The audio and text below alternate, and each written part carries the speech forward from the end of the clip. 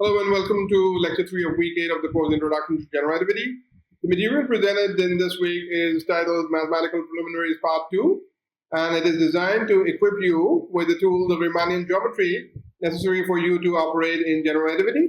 As I mentioned in the last lecture, I won't give individual references for individual lectures. Instead, I've given for the entire Riemannian geometry part. These three references correspond to the references for the entire Riemannian geometry part. And then in particular for today's lecture, I will recommend the lecture notes which will be posted on the NPTEL-NOC website. And finally, those who are looking for a little bit more mathematical depth and detail can consult O'Neill's excellent text on semi-Riemannian geometry with applications too. Without further ado, let's look at what is on the agenda today. First, I will discuss a very important item, which is the Newtonian limit of the geodesic equation. Now, if you remember from last lecture, the geodesic equation is the equation of motion for a point particle moving on a Riemannian manifold, which is space-time with gravitational fields turned on. And it is important to take the Newtonian limit and compare it with the usual non-relativistic equation of motion for a point particle moving in a gravitational field. That way, we will be able to identify elements of Newtonian theory, Newton's scalar theory, inside Einstein's generativity. So this is a very important exercise to do. Then we will introduce a very important concept, that of covariant differentiation and affine connection. Again, these are very critical tools, which are basically bread and butter for any person working on. So manifolds which are provided with an affine connection are called affinely connected spaces. And on affinely connected spaces, we can define an operation which is called a parallel transport, in which a given vector-headed point can be transported parallel to itself along a curve. We will see how this is done. And finally, it will lead to the notion of an autoparallel equation, which are equations for straightest possible lines on an affinely connected space. Okay? So in the last lecture, we looked at curves which are shortest distance curve, which are called geodesics. In this lecture, we will look at curves which are the straightest possible curve, which are called autoparallel lines or autoparallel curves. And they are defined for, as I said, affinely connected spaces. Finally, we will discuss about the torsion tensor, the metricity constraint, and we will see any affine connection subject to these constraints actually is a function of the metric itself, which is called the Levi-Civita connection. So the last item applies to not just affinely connected spaces, but affinely connected Riemannian manifolds. Okay, so the metric is there, there's a connection, and then the torsion and the metricity constraints will relate the affine connection to the Christoffel symbols. And this special affine connection is called the Levi-Civita connection, which has a central role in generativity. Okay, let me start with the first item on the agenda, which is to look at the Newtonian limit of the geodesic equation. Let's recall the geodesic equation in affine parametrization. So this is the geodesic equation. Some of you might remember this from the last lecture. So there is a term which is second order derivative with respect to tau, which is the proper time parameter. If you are looking at a time-like geodesic, or if we are looking at a space-like geodesic, this tau is actually the proper distance. So the curve of the geodesic is labeled by tau, the parameter. And in particular, since we have the right-hand side to be 0, this is an affinely parameterized geodesic. Then the second term, we can see two terms which are proportional to the proper velocities, dx nu d tau and dx rho d tau. These two terms are components of the proper velocity. And then we have this weird looking curly brackets mu nu rho. This, as I mentioned in the last lecture, is called the Christoffel symbol, and it is given by the first derivative of the metric and the metric inverse. And as the name suggests, this is not to be regarded as components of a tensor because it does not transform like components of a tensor. Now, what do we mean by Newtonian limit in generativity? Newtonian limit is actually a combination of two limits. First is that the particles have low speed compared to the speed of light. So this is given by the first condition, Vi, or absolute value of Vi is much less than C, and weak field, which means H mu nu. Remember, we introduced the Fierz-Pauli field, and we defined it to be the departure of the metric from the flatness So any metric minus eta mu, the departure from Minkowski, this is measured to be the Pierce-Pauli field. And if this is much less compared to 1, then we say the gravitational field is weak. In another way of looking at this is that the kinetic energy and the gravitational potential energy of an object are both much less than the rest energy, which is mc squared. So let me also draw attention to the fact that I have introduced the speed of light explicitly, c.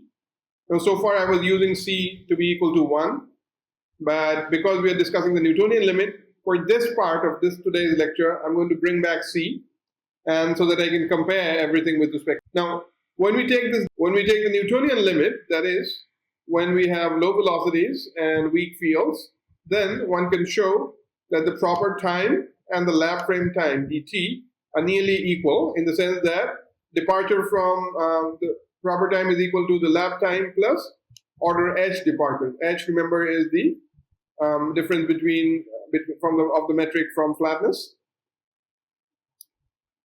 Then, as a result of which, in the geodesic equation, we can substitute dt squared by dt squared, d tau squared by dt squared, and this d taus can be substituted by dt. So, as you can see, this proper acceleration has been replaced by normal acceleration in the lab frame, and the proper velocities have been replaced by normal velocities in the lab frame. Okay, normal velocity in the lab frame, and these are equal. These are approximately the same up to order h corrections. H is the weak field. So let's see how that happens. I'm going to supply the steps of the derivation here. So as you can see, d tau, which is defined to be minus ds square root divided by c, as I've mentioned to you before, I've brought back factors of c so that we can take this non-relativistic limit or Newtonian limit to be exact. Ds square is g mu nu dx nu, and then we divide things inside the square root by dt, and we multiply it by dt. So as you can see, there are two factors of dt in the denominator. After taking the square root, that is going to become one factor of dt in the denominator, and that it gets cancelled by this dt. So let me just do the cancellation.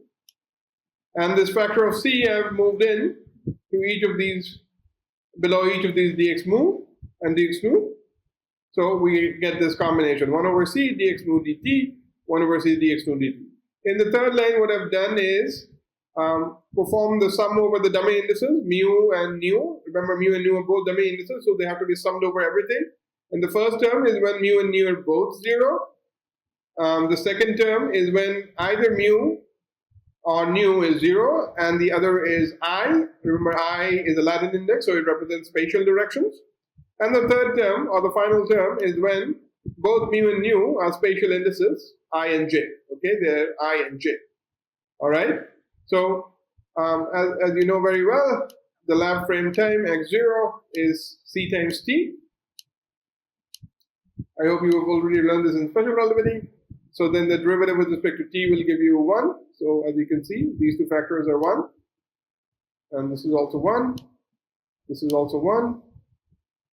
And then dxi over dt is nothing but the velocity, vi.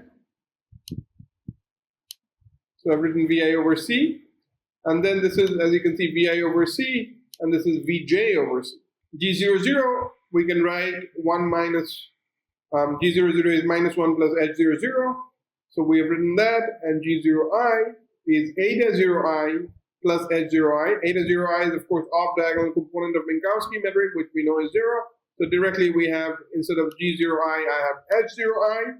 And then gij, I have, actually this should be delta ij, my mistake. So Minkowski metric, gij is nothing but delta ij plus hij. All right. So as you can see, this term is first order of smallness because it is proportional to h. This term, the second term, is of second order of smallness because it is a product of two small terms. H is less than order 1 and vi over c is less than order 1. In the Newtonian approximation, that is weak fields and low velocities. And finally, the third term is also second order of smallness because it has two factors of velocity over the speed of light. Okay, so we can ignore all of these. And then we have basically all of these. The largest term is this one. So up to order h corrections, we can replace the d tau by dt. This is what is exactly what we have done. Let me go back. So this proper acceleration, dx square mu with d tau squared, will be replaced by the normal acceleration. And also let's look at the spatial component. That is this mu, we will set to I. Okay, a spatial component. Remember in Newtonian theory, we only look at the spatial components. Everything is in terms of three vectors. So the three vector or the components of the three vector acceleration is given by this. On the right hand side, so we've only processed the left hand side, that is replaced the d tau by dt and same here. But on the right hand side, we still have to process it because the sum over nu and rho has not been performed. So let's perform that sum. And basically, similar to what we did in the last time, nu and rho runs over all values 0 to 0 and I, or Latin indices, spatial indices. And if you do that, you will see that again this comprises of three terms. The first term would be this component, this Christoffel symbol. The second component will have a term which is smaller than the first by an order of smallness because of VA by C. And then the second term is even smaller. It is of second order of smallness. So we will ignore these terms. We will drop these in the first approximation and replace the right hand side by c squared times this Christoffel symbol I00. So now the geodesic equation in the Newtonian approximation reads something like, indeed, Newton's law for gravitation. Remember, Newton's law for gravitation is ma equals to mg, which gives you a equals g. Or if you want to write in terms of components, ith component of the acceleration is equal to ith component of the gravitational field intensity. So this is very comparable, in which we can immediately see that the gravitational field, or some people would call it acceleration due to gravity, is equal to this component minus e squared times the Christoffel symbol I00. All right, we can simplify this Christoffel symbol further in the weak field limit. So remember, g mu nu we are splitting up into Minkowski plus h mu nu, which is the Fierce-Pauli field, which measures the departure of the gravitational field or metric away from the Minkowski. And the Minkowski metric elements are 1 and 0, basically order 1. And h mu nu is much less than order 1. Okay, much less than 1. All right. So in that case, let me write down the Christoffel symbol. This is, I'm sorry, we just substitute I00 in the general formula. And this is what we get.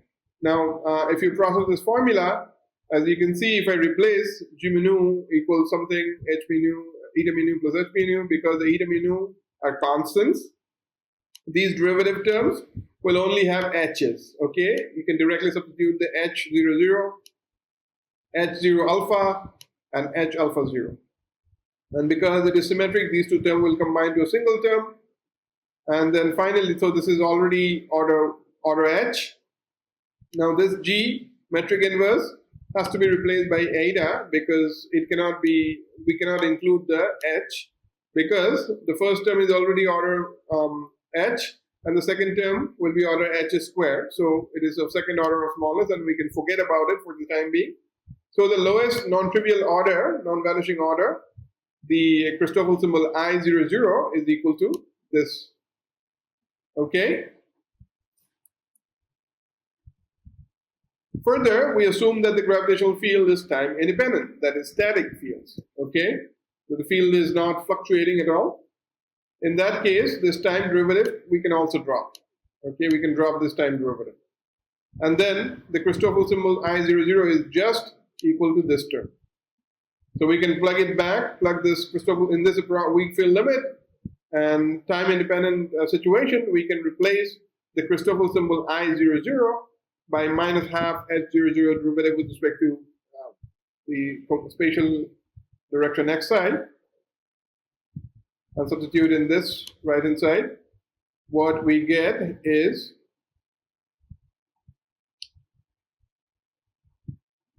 this equation, that the acceleration is equal to minus gradient of phi n, where phi n is this quantity h00, because we have this. So we can identify the Newtonian potential with this component half c squared times the 0, component of the Fierce-Pauli field, which is defined to be the departure of the metric from Minkowski. Okay, so remember when we were learning Fierce-Pauli theory, we introduced this minus half c square factor kind of ad hoc and arbitrarily, and we said that we will justify this factor much later. Here is the justification. And we can see, thus we have identified two elements of Newtonian theory from GR. Geodesic equation is the general relativistic equation of motion for a point particle moving on a Riemannian manifold. That is a manifold in which the space-time in which gravitational fields are turned on. And in the Newtonian limit, we can see is that the acceleration due to gravity, gi, is given by this component minus c squared times this Christoffel symbols I00, and the Newtonian scalar potential is given by minus half c squared h00. Okay? So this was an important exercise. You should be able to take the Newtonian limit of any general relativistic expression. This is an important skill to learn. And remember, Newtonian limit is a combination of two different limits. First, the velocities of particles should be small, much smaller than the speed of light. And second, the gravitational field should be weak. All right, next item on the agenda for today is covariant differentiation, which will introduce the very important concept of an affine connection. So we will do this heuristically at first and then supply the mathematical formal definition. Now, let me remind you, in Minkowski spacetime R3,1 of special relativity, we know that the derivative of a rank PQ tensor field, that is del mu of T, is another tensor field of rank P Q plus 1, right? Because this index acts like a covariant index. So as a result, del mu T will be a new tensor with increased covariant rank. All right? So this much we know from special relativity. And this is very important because most of the laws of physics involve derivative, that is, they are rate of change in time or rate of change in direction or space. So all those laws of physics must be written as tensor equations, as has been emphasized in the special relativity part of the course. The greatness about writing all equations of physics in tensor equations, like some T tensor, which is made up of other tensors like del mu of x and y, for example, and many such things. So we write it as tensor equal to 0 equations, all laws of physics. We try to write it in this form, because then when we perform a Lorentz transformation, we get an equation T prime, which would be, because it's a tensor, given by product of different Lorentz matrices and inverse Lorentz matrices, depending on the contravariant and covariant rank times T. So if T is equal to 0, then we know T prime should also be equal to 0 because it is linearly related to T. T prime and T, these are linearly related. So that's why if some equation is true, if T equal to 0 is true in one frame, T prime equal to 0 will also be true. In other words, the law of physics will look same in all of reference frames. That's why we use tensors in special relativity. And we hope the situation will be the same in general relativity, but the situation is not actually the same. So in general space-time, M comma G, that is the generic manifold with a generic metric, which is same as gravitational field of general relativity, the derivatives of tensor fields do not transform as tensors. In fact, they become symbols, non-tensor symbols. And to demonstrate this, let me look at the simple case in which I have taken a derivative of a vector field. Okay, del mu v nu. Okay, this v nu is the newest component of a vector field v, and del mu is the derivative, mu is the derivative of that component. And let's see how this transforms under general Portian transformation. I didn't mention this, but x to x prime. So I'm doing this in the passive view, in which this same point on a manifold is labeled as x in one coordinate chart and x prime in another coordinate chart. So del mu v mu will turn into del prime mu v prime nu in the second chart, and we can write use the chain rule to write this derivative in terms of unprimed derivative, and we can also use the transformation law for a vector to write in terms of unprimed vector in the unprimed coordinate system. Right? We have this, And once we process the derivative, this derivative has to act on both the Jacobian element and the vector component. So the one which acts on the vector component will give us something which indeed looks like a tensor. We have mu nu, we have alpha beta, and then one component of inverse Jacobian and the Jacobian. So this looks like tensor, on which we obtain when we take the derivative acting on the Jacobian element. So which gives you the derivative of the Jacobian element. So the second term, which I have indicated in red fonts, tells you that this quantity is not the component of a tensor because it has this part which doesn't look like transformation rule of a tensor. Okay, so this is T prime, then this would be T, but we have this extra term which is nothing like that. So we have a transformation law which is something like this: T prime is equal to some lambda inverse or Jacobian, sorry, J inverse factors times T plus something which does not contain T. Let me write it C. Okay, so this is a non-homogeneous transformation law, so we cannot regard del mu mu nu as a tensor of rank 1, 1, which we could do in special relativity.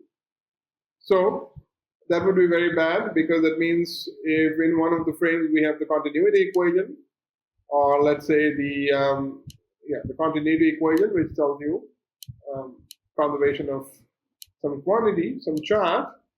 If I go to the prime coordinate system, the right hand side will not vanish. Del prime J prime mu would be some quantity which is non-zero, and that means this quantity which was conserved in one frame is not conserved because there is a source. The right hand side is non-zero. Okay, so that will be catastrophic for physics, right? It will be catastrophic because a quantity is conserved depending on a frame. That doesn't make sense. It is absurd. So the way out of this is to redefine the derivative. We have to redefine instead of the partial derivative, we have to introduce a covariant derivative of a tensor, which will transform like another tensor. All right. So this is the suggested remedy, which is define or introduce a new derivative, which is called the covariant derivative, and this is denoted by nabla by modifying the partial derivative with some non-tensor term. Okay, so nabla mu v nu is actually the partial derivative plus some other term which is given by the 3-indexed object gamma nu mu lambda, something like this, times v lambda, and this is designed such that it cancels the non-tensor piece in the partial derivative. Okay, so as we can see, the partial derivative does not transform like a tensor. It has something which is proportional to v mu. Now the idea is if I can doctor the notion of the derivative, concept of a derivative, such that we introduce something which will cancel off this term in the red fonts, then we are basically done. Then we will be left with something which transforms purely like a tensor. So this is the heuristic logic. As I said, this is just the restatement of the fact that because of this additional term, now the covariant derivative would transform like component of a tensor, rank 1, 1. As you can see, because it has one covariant index, one covariant index, and the right hand side has one factor of the inverse Jacobian and one factor of the Jacobian matrix. So this transformation law looks like that of a 1, 1 rank tensor. So for this to be satisfied, the gammas have to transform in a particular way. So this is the general coordinate transformation of this gamma, the extra term which was introduced, which is something like this.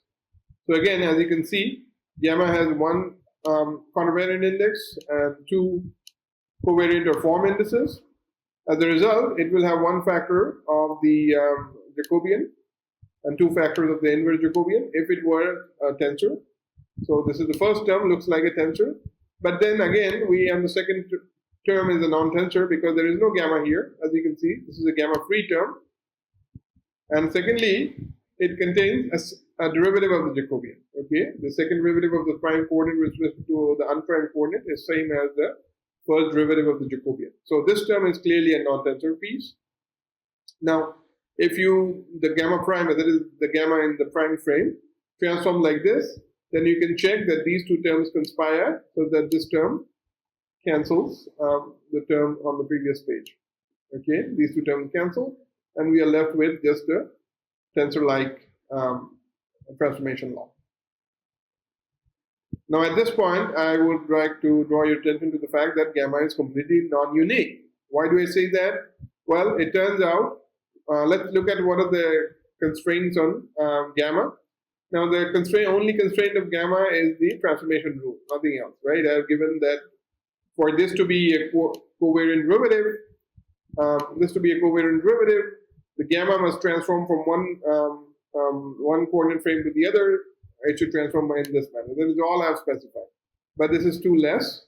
And as you can check, as I've mentioned, let me just get rid of this box. Yeah. So if to this gamma, if you add a 1, 2 rank tensor, so this T is a 1, 2 rank tensor. Gamma is a non-tensor. But to this non-tensor, if you add an completely arbitrary 1, 2 rank tensor, then you can show, and this is left as the homework, that this combination, which I am calling gamma bar, also satisfies the same transformation rule. Okay? So, in other words, this gamma is arbitrary up to a 1, 2 rank tensor. It is completely arbitrary up to a rank 1, 2 tensor. Okay? So this gamma has a name. It's called the affine connection. And as I will show, that physically, heuristically, you can think of it as some quantity. It's an object that measures the rate at which the tangent vector basis elements change. Okay, tangent space basis elements change. This is how I define it, and I will come to this later. But for the time being, I would like to emphasize that gamma is the non-tensor. It's a symbol which must have a transformation like this, so that this combination, which is called the covariant derivative, transforms like a vector, like a tensor. And it is called an affine connection, and it is arbitrary up to the addition of a rank 1, 2 tensor. Okay, 1, 2. Specification of an affine connection is an extra data on the manifold, and such manifolds on which an affine connection has been specified are called affinely connected spaces. So these are not necessarily Riemannian manifolds. I'm talking about the general manifold. Okay. All right. Now let me give the formal definition. Now, given a pair of smooth vector fields x and y, so this, as most of you remember, chi of m is the space of smooth vector fields, and x and y are two elements of it. Now we can define the covariant derivative of the vector field y with respect to the vector field x as a quantity which is itself a smooth vector field.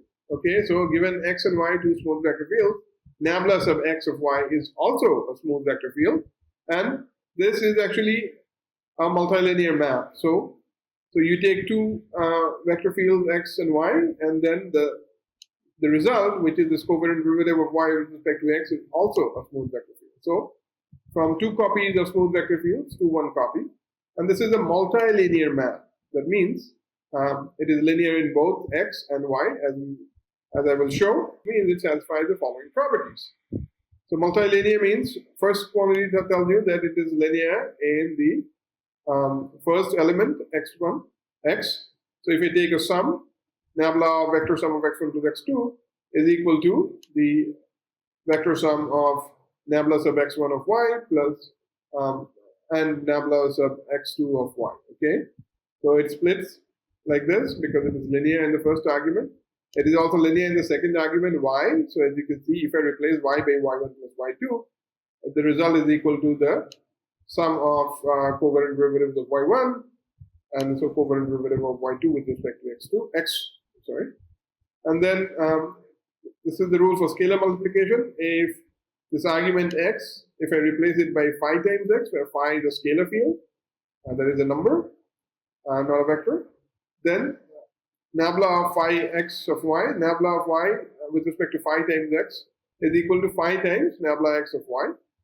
And finally, if I instead of y, I get multiply y by phi, which is a scalar field, then the way this covariant derivative acts is this. So the covariant, this is kind of a Leibniz rule. First, nabla x will act on phi, and the action is given by normal action of a vector field on a scalar field, which is given by this. This I've taught in previous lectures. And then second, phi is paired, and this nabla of x acts on y. And now, so this is the general definition, and we can take a special case in which x and y are both tangent space basis element. So let me take that. So x is tangent space basis element E hat mu, and y is another tangent space basis element E hat nu. Then this quantity nabla mu of E hat nu is defined to be, if this is a vector, right? As I said, that the covariant derivative of a vector results in another vector, and that vector is given, again, it will have a component and it will have a basis. So the components are called the affine connection. Okay, the components, you perform this covariant derivative of one tangent space basis element with respect to the other, and that is, the whole thing is a vector, and its components are called the affine connection. Okay, this is how we define.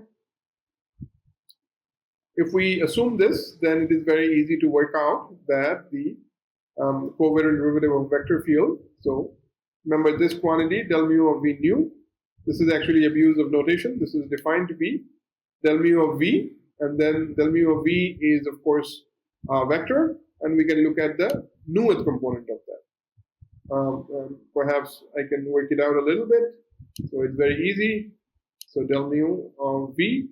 Now v is nothing but a component and a basis element, and then you use this rule number 4, because you have some scalar and the vector field. Here also you have v mu's. Remember, they are components, and then the basis element which are vectors. So this will you will have to work out this.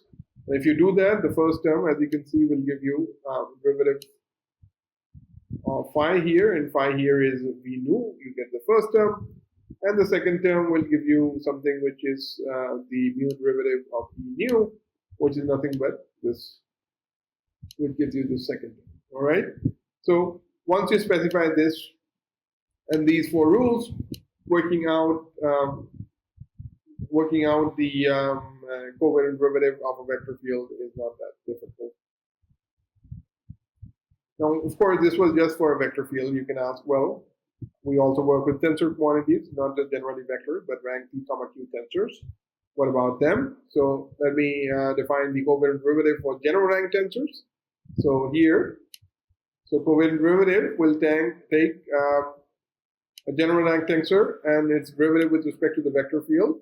This will result in a tensor which is the same rank as before. Okay, so t is a tensor, and we are taking covariant derivative of t with respect to x, a vector field. So that will give you another PQ rank tensor with the rules.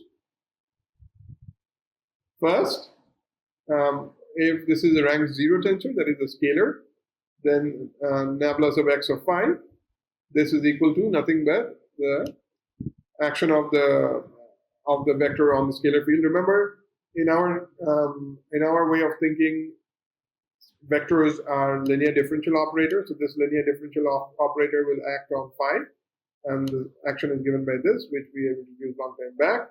So the scalar field, the covariant derivative of a scalar field is given by this. And secondly is the Leibniz rule. That is, if you take covariant derivative with respect to vector field x of this combination T1 and T2, although I've given this O cross, which is the tensor product, this works well if it is a scalar product or a wedge product. So the idea is, as usual in Leibniz rule, the first time the derivative will work on T1, will operate on T1 and spare T2, and the second term is given by T1 times it's the covariant derivative acting on T2. Okay. Now this can be used. These 2 rules can be used to work out what is the result of a covariant derivative of a cotangent space basis element. Okay. Remember, we already defined the action of a covariant derivative on a tangent space element, and that was used to define the affine connection. Now, this definition And those two rules, which were used here, can be applied to find out the covariant derivative of a cotangent space basis element. And as you can see, the derivative covariant derivative of a cotangent base element is also going to be another cotangent space basis element. As such, it can be expanded into thetas, and this coefficient would be minus the affine connection. I think I have supplied the proof here. So the way you do this is you perform, you take the covariant derivative with respect to lambda for this duality relation, theta mu a mu nu, theta mu e hat nu. So this is nothing but the Kronecker delta, because this is nothing but the duality condition between the basis and the cotangent space basis. So because this is Kronecker delta is a constant, it doesn't depend on any coordinate. The derivative is going to be 0. So the covariant derivative of this duality condition is 0. And second, we can evaluate the same thing, but this time using Leibniz rule, because there are two, there is a cotangent space element and there's a tangent space element, so we can use the Leibniz rule to perform the differentiation, which we have done in the second part here. As you can see, first it acts on theta, and in the second term it acts on the e, or e hat. And then basically I have used the fact that action of the covariant derivative on e hat is known, which is given by the affine connection. And then some simplification if you can do, you can show that this works out to be del lambda of theta mu plus this guy gamma mu lambda alpha times theta alpha acting on the same quantity, and this must be equal to 0. So that means this quantity should be equal to minus of this quantity. All right, which is what I've stated. I'll put the details in the notes. Please go through them if this is too fast. But this is nothing but the simple algebra. Not so interesting. Now that we know what is the covariant derivative of a basis element, both tangent space and cotangent space, we can take on the exercise of taking covariant derivative of a rank P, Q tensor. And one example I will do is for the one-form field. Again, these steps are kind of self-obvious. This is omega is the one form. I've written in the base component and basis form, and then the component is the number. So the first line uses Leibniz rule. The second line will use the fact that this is a number, so covariant derivative will become a partial derivative. On the other hand, this is a cotangent space element, so in that case we have to use the result used in the previous slide, derived in the previous slide, which is this. And then these two terms can be combined into a single term, which tells you that the newth component of the covariant component of the covariant derivative of omega with respect to mu is given by this combination. By abuse of notation, we instead of writing del mu, lambda mu, omega, and then nu of the whole thing, we just write it this way, this nu, as if we are taking, this is deceptive because it makes you feel that you are taking a covariant derivative of a component. That doesn't make sense. As I mentioned before, covariant derivative of a scalar or a number is just equal to the partial derivative.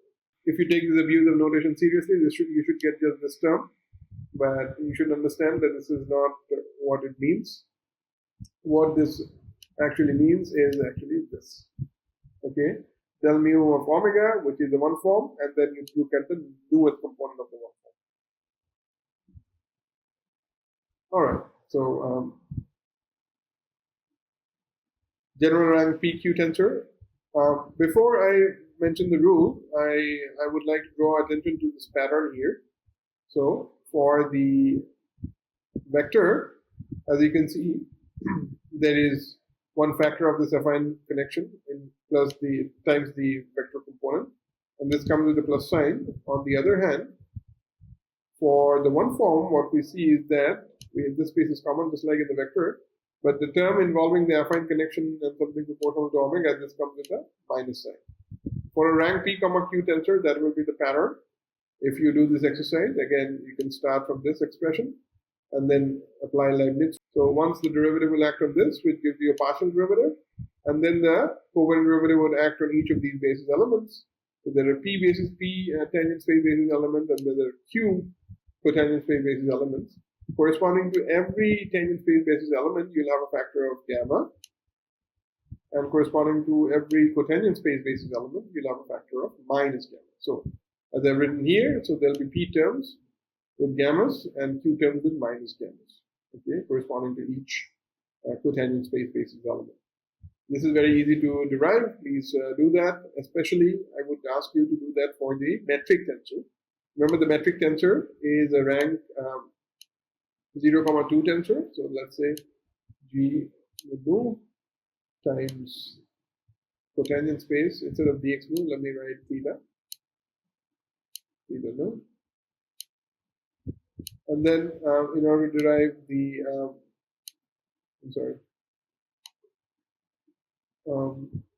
covariant derivative of G, the covariant derivative instead of mu, maybe I can use lambda.